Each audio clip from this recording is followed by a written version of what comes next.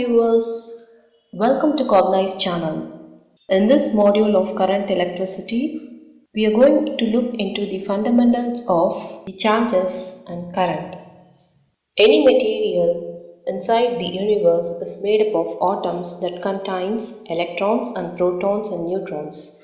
The nucleus is made up of neutrons and protons around which the electrons revolve in an orbital fashion. Like any other inherent properties of these fundamental particles, charges is also one of the inherent property of these materials. The electrons are negatively charged particles, the protons are positively charged particles, and neutrons are neutrally charged particles. The net charge of a neutron is zero. The atoms remain electrically neutral in spite of both positive and negative charges present inside the conductor. This is because the number of electrons and number of protons present inside the conductor are almost equal that they cancel with each other. The smallest amount of charge that can be found in nature is the fundamental unit charge.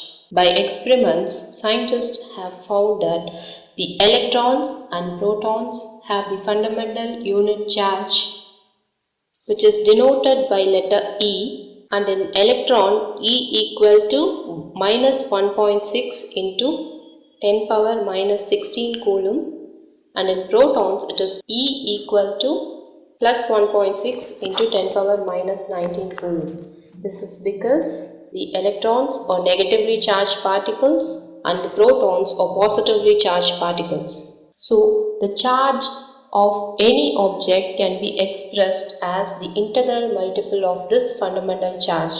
While Q is the charge of any particle, it can be expressed as n times E, where n is an integer which takes value of 0, plus or minus 1, plus or minus 2, plus or minus 3, and so on. In an atom, electrons are usually tightly bound to the orbitals. However, the outermost electrons, which are said to be the free or valence electrons, are loosely bound to the atoms that it can easily detach itself from the orbital. And these free electrons are responsible for conduction of current inside a material. That is why a conductor contains abundance of free electrons. Let us revise a small gravitational potential concept that we have studied in our lower classes. Mass always tends to flow from higher gravitational potential to lower gravitational potential. That is why we can observe that in a waterfall, the water always falls from higher altitude to lower altitude. However, inside a bucket, the water does not flow because it is maintained at equal gravitational potential. In a similar way, let us try to understand the role of electrical potential inside a conductor. Under a given temperature, the electrons inside a conductor usually agitate in all possible directions due to the thermal agitations. Since the collision takes place in random direction, the average thermal velocity inside the conductor is zero, hence there is no net flow of electrons from one end of the conductor to other end, hence there is no current generated inside the conductor.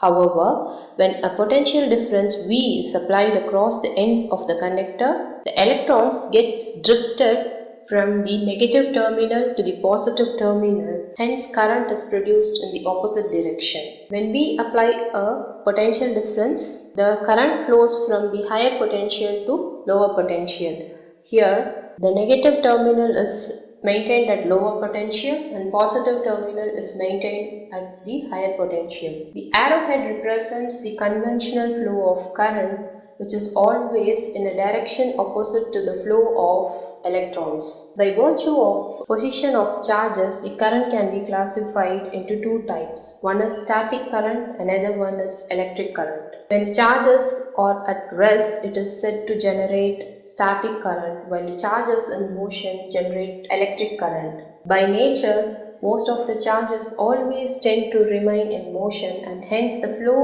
of charges inside a conductor is called as current. Let us have a look into the mathematical expression of electric current. If A is the cross-sectional area of a conductor and Q is the charge flowing into the conductor, then I can be expressed as Q by T. However, in nature, charge flow is always not uniform inside the conductor.